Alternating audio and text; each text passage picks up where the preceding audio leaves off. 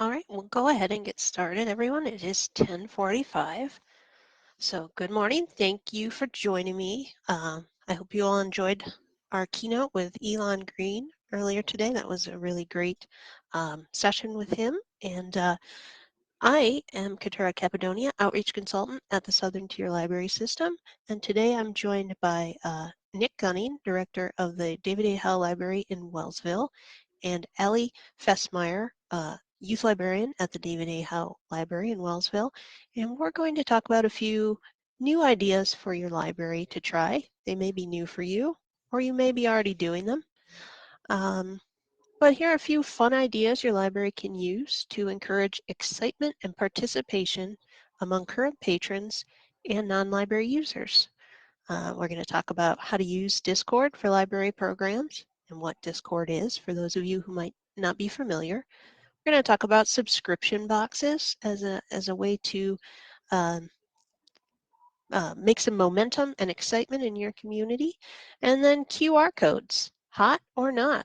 I think they're hot again, so we're gonna talk a little bit about that and how you can use them in your library.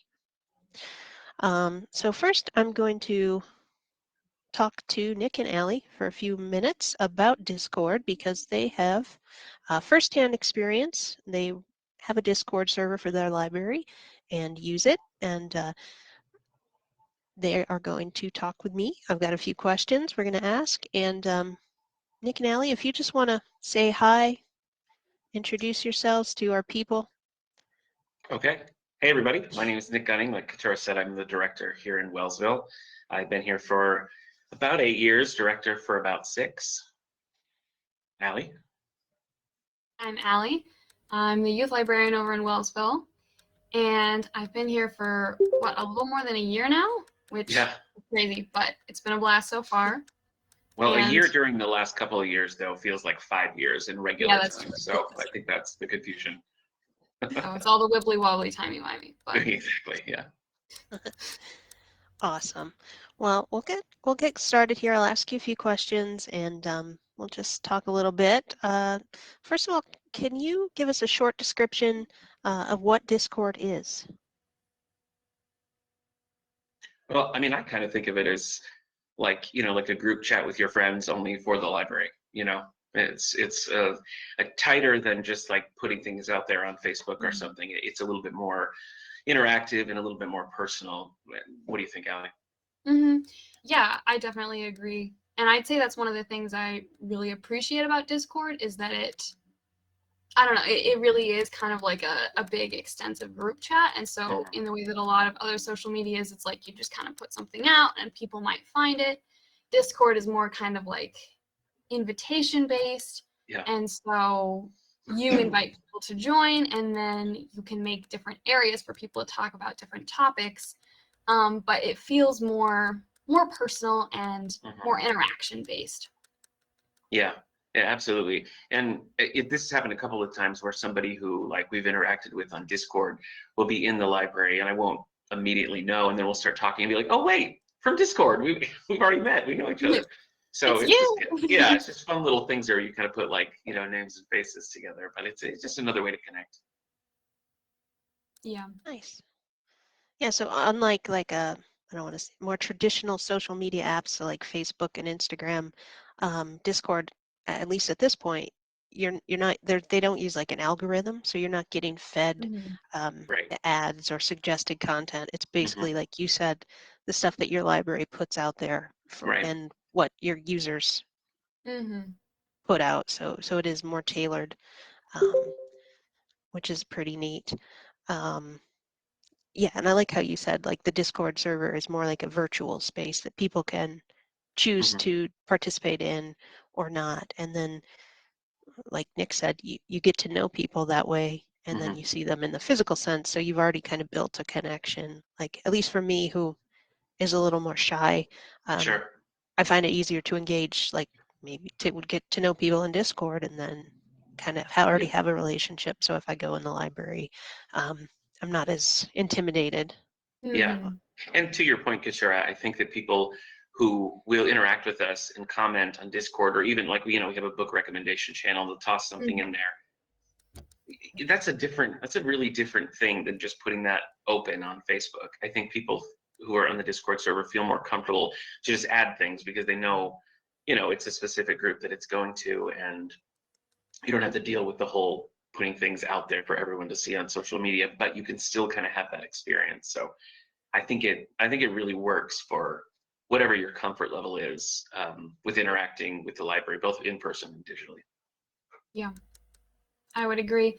I think the other thing I would say about that as well is that I feel like it also encourages you to respond more, because when you see something on Facebook being like, oh, what are you reading? You're just kind of like, this is out to a million people. I'm going to keep scrolling.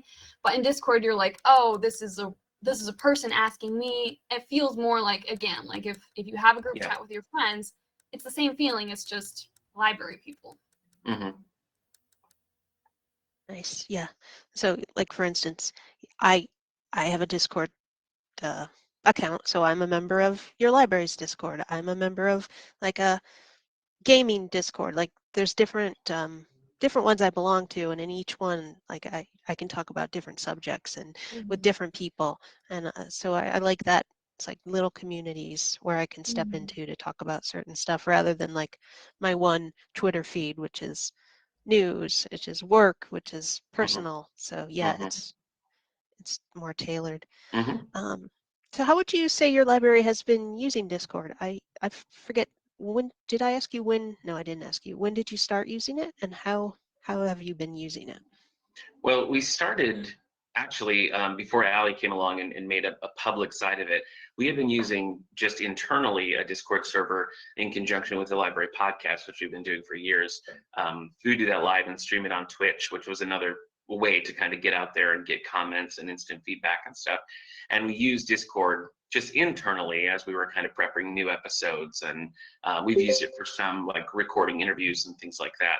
So it had been sort of a part of what we did on the back end for pretty early on, at least a couple of years now.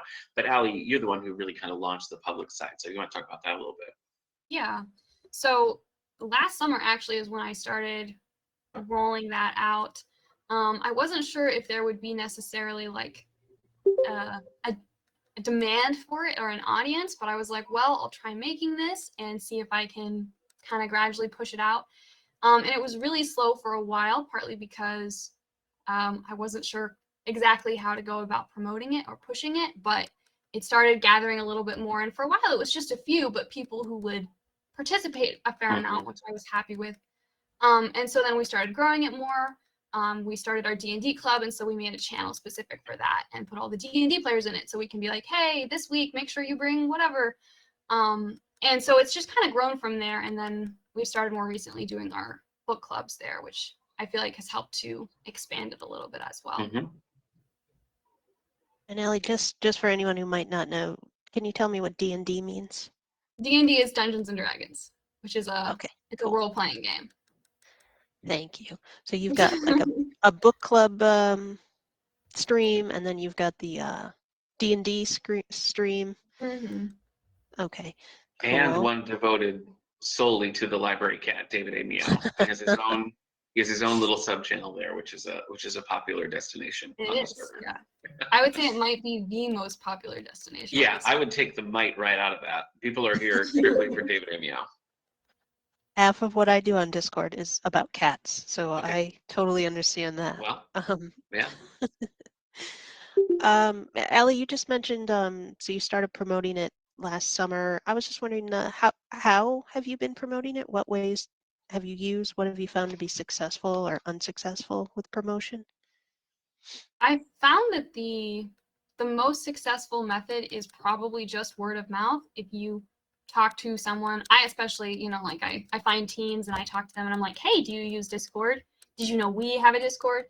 And it can kind of spread that way, because some people will be really excited about that, and then they'll be like, oh, I have these few other friends who I think would also enjoy.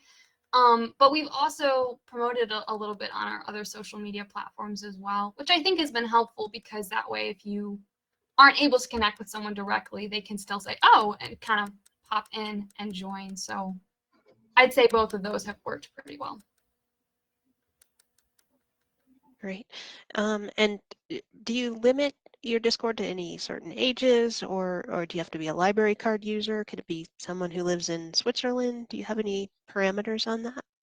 At this point, we don't have just like an open, if you want to join the server, click here. It's a little bit more invitational, and we will occasionally put out, an invite link that has a time limit on it, but we really haven't run into, um, I don't know, a need to limit at this point. I know that some of the people on the Discord server are people who have listened to the library podcast for years who are not necessarily local, who joined the server just because we talk about it there, and that's another connection. But down the road, we might need to think about monitoring that a little bit more. But at this point, I feel like the more the merrier. Yeah. People want to connect. We're not going to turn people away. Exactly. Right. Yeah. Do you have an idea of how many folks are currently using your Discord for programs and connections? I think I would probably say what, like 25 or so right now, Allie, wouldn't you say? I think that's about how many are in total. Not everyone participates True. with the same level of like frequency. Mm-hmm. But I think we've got 20 some odd in there, and then I'm not sure exactly what subset of that are like active users. Yeah. And it really ebbs and flows. I mean, it depends on how much content and activity we as the library staff are putting into it. So certain times of the year I think are a lot busier. Right now I think we're in a bit of a lull. It's just a little quieter at the moment, but that's one of the nice things about it too. I don't feel a pressure to be like, it has to be constant, just like boom, boom, boom, so it when we're really pushing the book club, or when we're really like having discussions going, I think the activity goes up, and as we pull back a little bit, it goes down. Yeah. What would you say like the investment is for staff time into creating content or replying to users' comments? Is it a heavy lift? I don't feel like it is. I mean, I have the desktop app, but I also just have it right on my phone. So, I'll get a notification and just kind of be like, boom, boom, and just be done. Probably when we do specific programming in there, like Allie and I have been doing a monthly sort of a pop culture graphic novel book club, where we'll kind of look at whatever like big pop culture movie or TV show is going on, and we'll kind of read a graphic novel that goes with that and say, come talk, whether you've just seen the movie or if you've read the specific graphic novel, or if you just want to talk about whatever, like we did Ms. Marvel, we did She-Hulk, stuff like that. So when we're doing an active program, then we're trying to get items in here just like we would with a book club. Have lots of copies available. We're beefing up promotion a little bit, and then of course when the time comes, we log on and do the book club. But I think just the normal nuts and bolts of it, Allie, I mean, pretty minor, really. Yeah, I definitely agree. In terms of like, sometimes I'll take a few minutes and I'll sit down and I'll specifically be like, let me find a meme or an article, something people will enjoy. But I don't think I've ever spent more than like 10 or 15 minutes doing that. And most of the time it really is more like I see a message or something and I'll just quick type a reply. And so it's really not a lot of heavy lifting. No. And since I use Discord already, it's with my friends, it feels natural to just quickly be like, oh, okay, I'll respond to this message about a book or whatever. I also think like culturally, it's not the same. Like if you go to somebody's Facebook page and the last post was like May of 2020, you're like, okay, this is dead. Forget it. I don't really feel like that's the same in Discord. If it seems like, oh, there hasn't been conversation and whatever, I don't know that you'd really be like, oh, this is lame. I don't know. What do you think, Allie? I think there is more room for things to kind of ebb and flow than with other social medias. I think I would agree. Yeah. I'm gonna try to share what your Discord looks like with our audience so they can take a look at the excitement here. What if you get an embarrassing Discord message while you're showing us? Well, I don't do that, so don't worry about it. But so here we go. We've got the David A. Howe Library channel there. You can see And then down here, they have their sub channels, I guess we're called. So we got general. That's the one. I just typed this a few minutes ago. Thank you, Nick and Allie. And you can see I tagged both Nick and Allie for sharing their experience. So I posted that message, and then Nick gave me a meme back with Steve Carell. So that's pretty cool.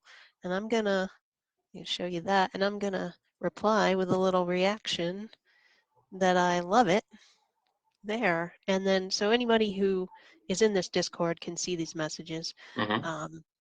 And then here's where they have their specific book club. They've got one coming up November 7th, V for Vendetta. That's right. And It's then gonna be great. it's gonna be great. And how do you run that book club via Discord? How does that work? Yeah, where you see along the column there, where there's voice channels general, that Yes. just opens up a big, group video chat, just like this. And so that's where we meet up. Nice. And then everything you typed about it is saved there, so people, if they can't make it live, they can catch it later. Very Yep. cool. You've got a book recommendations feed here featuring an interview from your podcast, looks like. Yep. So you can post links, things like that. And then last but very much not least is the David A. Meow feed where you get lots and lots of cute cat pictures. So that's pretty cool. So what would you say, Nick and Allie, have been your biggest successes with using Discord? I really like the graphic novel book clubs. We've had a couple that were, as with anything, it's so unpredictable, how many people are going to show up for any given program. But the ones we've had that have had solid turnout has been, it just worked exactly the way we wanted it to. We had people just kind of chilling in their homes, talking about something that we'd all like read and enjoyed. And, people's different comfort levels didn't really matter because we were just there. People could have their cameras on or cameras off. People could be commenting in the chat and we could see that in real time. So I've really enjoyed the book clubs, and I think their adaptability based on people's, social or comfort levels. There's so many different options and ways to participate in real time, depending on how you like that. So, that's been my favorite part. What about you, Allie? Yeah, I think that's also been really good. And just something else about that is that I love that even if people aren't able to, get a ride to the library, they can still jump in and participate. I really loved just being able to have kind of an ongoing way to keep in touch with teens. So like, again, the Dungeons and Dragons Club, it's fun to be able to just connect with them throughout the week and have them send things. Oh, this made me think of whatever character, or just have some teens, like sending memes back and forth. I think that's been really fun, just a good way to continue to develop relationships with them and not just be like, oh, I only see you, when I see you. So, which I realize also, this brings up a good point, which is that Keturah, when you showed the Discord just a minute ago, it didn't show the D&D channel or the Teen Memes channel, which is because you can have channels that they just include certain members of the Discord. So for instance, our Dungeons and Dragons channel only has the couple of people who play Dungeons and Dragons. So it's good to know that you have the ability to make subsections for people who only participate in certain things. So not everyone has to see every message about scheduling Dungeons and Dragons Club. So. Great, thank you. And we did have a question from Wilcinia. She asked if you could put an invite to the Discord and chat. So I'm not sure if you guys can do that or if you want to, but just let you know that there was some interest in that. You don't have to do that, Allie. Yeah, I got that. Awesome. Thank you. And thanks so much for sharing. If anyone has any questions, please go ahead, type them in the chat. I did make some slides, which I'll share with you after the program, just some links for learning more about Discord, some beginner's guides and tutorials if anybody wants to get started. And then just basic, like what do I need to start using Discord? Probably you have most of the stuff that you need, a computer, a microphone, keyboard already. And then if you want to invest in a camera, a better microphone, ring lights. Those are some suggested items. And then just a little bit more I found about Discord and how to use. You can connect it with other apps like Facebook or Nick and Allie mentioned Twitch or Twitter, YouTube. So those are all ways to connect. And then I also included some links to some library Discords that you can check out online if you want to get started. And then just one thing, I just wondered, Eric, so not Eric, Nick and Ellie. That's a throwback. I'm Have you had to that. have you had any issues with security or legal issues? Like, have people been behaving themselves, I guess, to say, on Twitch or on Discord? On Twitch, no, but on Discord, yes, people have been behaving themselves. I don't think we've had any problems at all. Yeah. Great. I think, yeah, I would agree. I think it's been really good. I was a little nervous when I was first creating about whether there was going to be an issue with that. I think it does help that it's smallish and, again, fairly personal, so that, I don't know, you have more of a sense of accountability of like, I need to be a nice a nice human being in this space. But there are also some moderation tools you can use, bots you can set up, settings you can activate on Discord, so that if there's certain problems going on, people will be banned or muted, or just you'll be alerted and you can go in and take care of it. So, which is really nice, just so that I know if I'm not constantly watching it, there's still something to just kind of keep an eye on things. Yeah. Yeah, Absolutely. I think, I mean, I know you misspoke there, Keturah, but when we were doing our live stuff on Twitch, to that point, that was something that we really did have to like keep an eye on, and we did have to boot people out of the chats and things like that when we had like an ongoing scroll while we were doing things live. We frequently had to like watch that and be like, "Whoop, out," but we haven't had that kind of trouble here.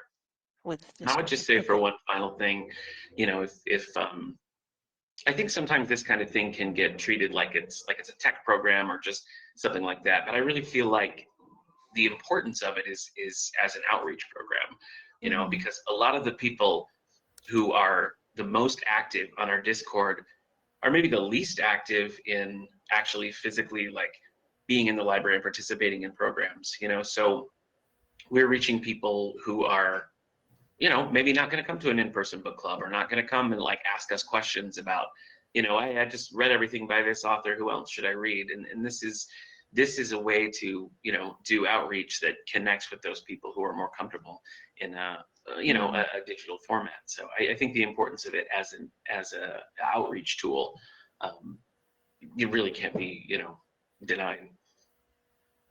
Great. Thank you. And so yeah, Allie put the link to their Discord in chat, and then Jess from Montour Falls also mentioned that they have a Dungeons and Dragons Discord too, and she linked to Cool. that. And then Kelly let us know you can also use bots for timed writing sprints in Discord. So that's cool to know. Maybe something to check out. Thank you all. So we'll just move on. We were going to talk a little bit about subscription boxes. And again, we have Nick and Allie here who can give me firsthand information on how their subscription box program is working. So I'll go back to our video. So can you just tell us how your subscription box program works, Nick or Ellie, whoever wants to? Well, first of all, I just want to shout out Sheila Weaver in Belfast, because Belfast had an amazing subscription program, and it just really took off, and Sheila figured out so many cool things about it. We took a lot of inspiration from that. So really, really great job they did in Belfast. Allie, you want to do a rundown on the youth side of things? Sure. So for youth subscription boxes, essentially we have people fill out a form with their preferences, how many books or movies or whatever they want, what kind, all that kind of thing, what their interests are. And then every month we'll just run around and hand pick items that we think they'll like based on their requests. We'll box them up with a couple goodies, usually some form of candy. And then they can come pick them up and kind of be surprised by what's inside and eat the candy. Awesome. Yeah. When did you start offering this service? Oh, it's been quite a while now. I mean, at least 6 months, wouldn't you say? I feel like it's longer than that. I think so. I feel like we started early this year. Yeah, I think you're right. Yeah, and it feels like it, we had some takers right away. Mm-hmm. I think we're due to kind of re-promote it at this point Mhm. because we've got a pretty steady set of regulars, like 30, 35 a month, I feel like. But I think we're due to like really push it out there. And we did get some funding from the Foundation for Southern Tier Libraries to expand this a little bit. So we'd been using just like leftover summer reading program bags and things like that. But with some of that grant money, we're going to be buying, dedicated actual like subscription bag things. And some of that will also go towards getting some of the just little extras that we toss in there. For the adults, we sometimes we'll do like little puzzle books or, tea bags or bookmarks, or we just try to have something like fun and unusual in everyone. Like the prize in a Happy Meal or something. Exactly. So you mentioned adults and teens, I think. So what ages do you serve with this program? Oh, I mean, everyone. Every It's age? it's Okay, all ages, yeah. cool. So you have like Allie and Kate in the youth department making the youth boxes, and then folks in the adult department making adult boxes. Yeah, for the Mhm. most part, yeah. Okay. And how much time would you say goes into the back end of that project by staff? Is it a lot of work to prep those boxes and get them ready? It seems like I mean, it seems like that's a little time consuming pulling everything and, trying to make sure you're not duplicating and everything like that. I don't know, Allie, what do you think? Yeah, I would agree. It's something that seems simple, but there's just like a few nuances on the back end to make sure everything is straight. Like you don't just take a book off the shelf and not record that anywhere if someone's looking for it. So we'll be like putting them on hold and then checking them out and making sure we record everything so we don't give someone the same book 3 months in a row. So there's a few steps involved there, but I feel like once we nailed down our system, it hasn't been too bad. And so we'll just kind of try and usually 1 or 2 days, I feel like Kate and I will take a couple hours and just make sure we get that all worked out. I've been impressed with the retention. We don't often have, like after the first couple of days of a new month, there really aren't a lot of bags sitting there waiting to be checked out. I think that people who are using it regularly are pretty much right on top of it, which is nice. Yeah. Yeah, we got a question from Jess. Do you have a way to track items to avoid duplicates, and how many patrons participate?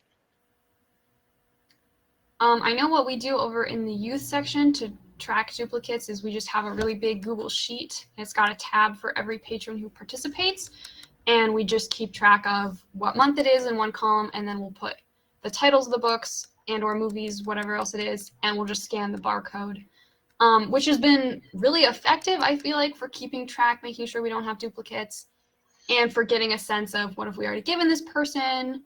If we gave them, the first one in a series, do we want to try giving them the second in a series?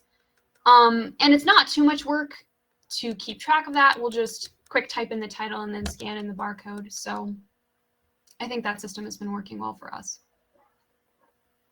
Great. And do you have any idea about how many folks are participating currently? Or do you have like a cap on how many can participate? We don't have a cap. I think across the ages, I think we range about 30 to 40 monthly. We're thinking once the new bags come in and we have a new, social media, like, look at this new bag, look at this subscription program that we have.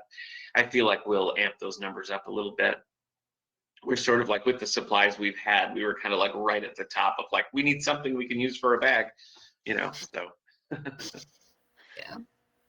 Nice. And have you seen, has it resulted in higher circulation statistics or patron registrations? Have you been looking at that data yet, or maybe it hasn't been enough time to take a look at that? Yeah, I mean, I think our checkouts certainly have gone up, as have user registrations. I'm not sure exactly how tightly that's tied to the subscription program, but I think just as a general rule, when you're coming in and picking up a bag that has a set number of items in it, it's probably more than you would just pick up if you wandered in looking for something. You might grab one or two things and that's it, you know, whereas here you have kind of a set number. And I think that they all are getting used. You know, I don't think it's like, I mean, I'm sure not every single thing, but when people come back, when they return their bags, I mean, I think they've at least kind of perused and gone through everything that's in there. So I think it's expanding the kinds of things that people see, the kind of books and media that they have, you know, in their hands that they might not have picked up otherwise. So yeah, I think just generally the people who use it are checking out more items than they would otherwise. We don't have delivery at the moment, to Denise's questions. We've looked into that. It always becomes like an insurance kind of thing, you know, like what can we do? What are we allowed to do and everything? That's one that we've talked about really heavily, and we haven't quite cracked the best way to do that. Good. Thanks. And actually, I forgot to ask you prior, and when we were talking about Discord, do you track, do you consider that a program for the purposes of like keeping statistics? If you do that, how do you do that? So with Discord, if it's we don't really track like, oh, that person just liked that cat meme we just posted. But if we're doing something that's like a set, again, like the book clubs or something like that, we would count those stats as we would in an in-house book club. I also will occasionally be like, it's the question of the day, and I'll track that and count it as a program, but just general conversation, I just figure is all incidental. Yep. Oh, nice. So that's kind of another way to do like a passive sort of program. Though it's a little different method, but I think I'm still thinking about Denise's question because this is just a thing that we think about all the time. I will say that I feel like the subscription bags, we do have homebound people who signed up for the subscription bags and have somebody else pick them up and bring them to them. So it is still a way to kind of catch some of that. It's imperfect, obviously. It's not as wide as we'd like it to be, but it's moving in that direction. Great. Well, thank you so much, Nick and Allie. I will take us back to my slides here. So I just, again, put some links up here to some articles you can read from other libraries who are doing subscription box services, and then some examples, some libraries, if you want to take a look at theirs, just a couple photos I pulled off the internet. So you can see they've got some candy, just like Nick mentioned, books, and maybe a little note or a bookmark. It looks like something fun and personal. Let me And look. who doesn't love Cheez-Its? Look at that. That's perfect. Yum, cheese, dairy is good for you. Yeah. All right, so yeah, next, let's talk a little bit about QR codes. So like I said, hot or not, I don't know about many of you, but I have noticed in the last several months when I've gone places, I'm seeing a lot more QR codes, and I'm even seeing like restaurants that use QR codes instead of menus. So you scan with your phone to open up the menu. So I know that they were popular about 10 or 11 years ago. They were really cool for a while, and then they kind of fell by the wayside. So just thought we could talk a little bit about them, and how and why they might be popular again. But basically, QR codes are another way to make services fun and user-friendly, using technology. Again, I provided you a few links if you want to check that out. And I lost my notes, but the big thing of why QR codes have become more popular again is when Apple updated the cameras on their iPhones. They made QR codes easy to detect. So it's in the past, if you were old enough, we used to have to download an app to actually access QR code readers, but now cameras have the scanner built right in. So QR codes are a lot more easier to use, and high-speed internet, smartphones are also a lot more prevalent than they were back in 2011 when QR codes came out. So it's just a lot, they're a lot more accessible. And as we're just coming out of the pandemic, they're also touch-free options. So they can be considered safer, more hygienic, because people aren't all handling, like I mentioned, menus or pieces of paper. They can get the information right on their phone. Also, that leads to more sustainability. So you're not printing out a lot of extra paperwork to hand everybody a flyer. They can scan the QR code, get the info on their phone, maybe take a screenshot if they want to save it. So there are a lot of cool and easier ways to do that. And like I said, just put some links here. One of the things that I think is really cool, if you're a Canva user, you can create a QR code directly in Canva when you're making a flyer or a bookmark, and you can put it right on any materials you're going to print out. So that really saves time and makes it a lot easier and less intimidating. Which I thought was pretty cool. Sorry, my mouse is, here we go. So QR marketing ideas for libraries. So you can put a QR code in your email signature.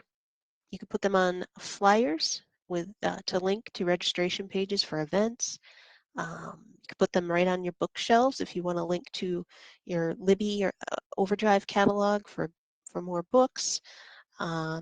You could put them right on book covers with, reusable disposable stickers that come off to provide more information about a book, or read-alikes if you're doing a book club.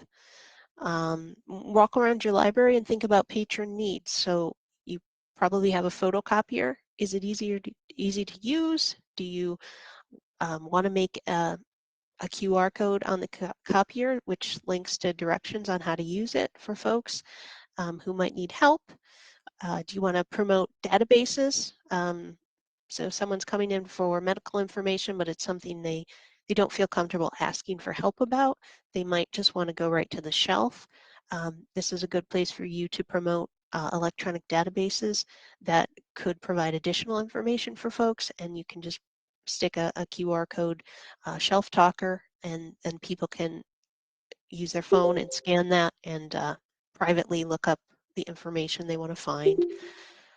Promotional materials, bookmarks, flyers, posters are all great places. And then if you are offering a survey, if you want to get feedback from, oh, that is a bug, from your patrons, you can put a QR code on any information or your website, in emails, or if you're doing a drawing or contest, just some more promotional ways. Be creative. Yeah, you can feature QR codes on your book displays if you want to use it in promotions. Consider QR codes like an invitation. You can use color QR codes. Unitag is a site where you can kind of customize QR codes to make them a little fancier.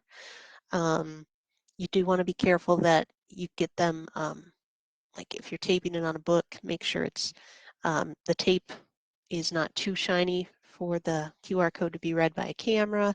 Make sure it's on a flat surface. And then also keep in mind that QR codes are really cool, or at least I think they are, but you can also provide an alternative because not everyone has a smartphone, tablet that can read QR codes. So you can still use link shorteners for people who might not be able to just scan the QR code instantly. Here are just a few examples of how people have used QR codes in the library. So on the one side, we've got a link to their ebook collection right on a bookshelf. That's what I mean when I say like a shelf talker. And then on the other side is a promotion for Halloween themed books and how you can download these straight to your phone. So um, it's an option for you to use as well. Just gives a little description of the book and then the QR code for each book. You could link it to StarCat or Overdrive. This is an example. This was my, I don't know, my first QR code I've made, and Erica helped me, of course, with the design. But this is one I made in Canva, made the flyer, and like I said, I used their easy to create QR code and put it on the flyer. It honestly, it was very easy, so cool.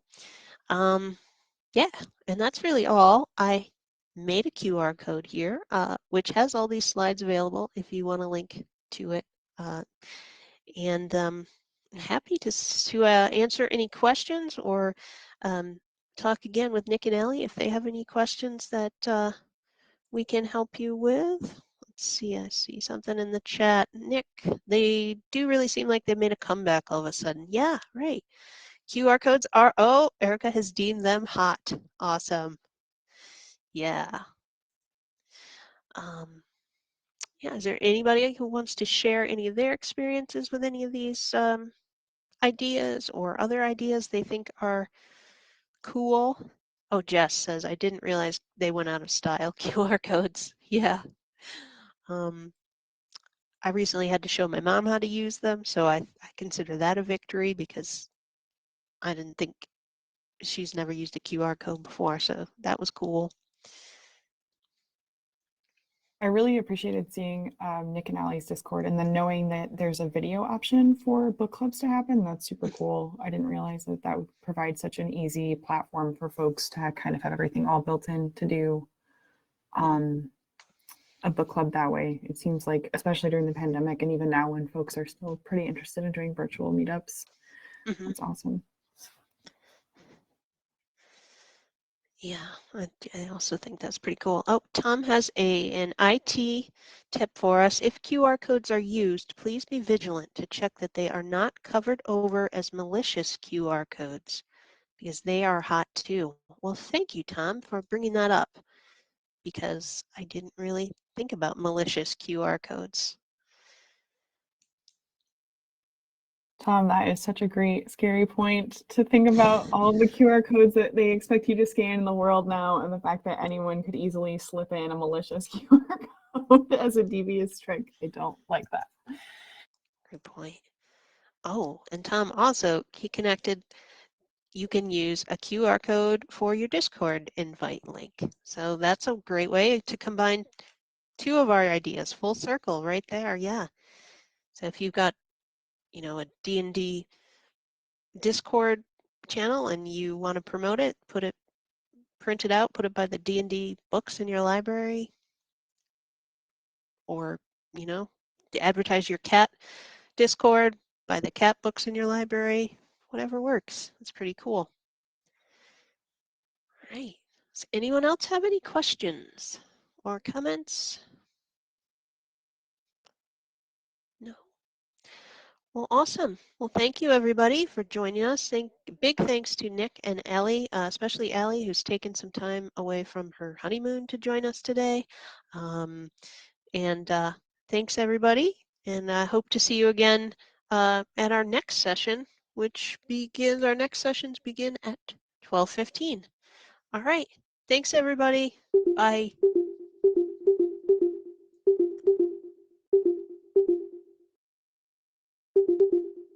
Bye, Keturah.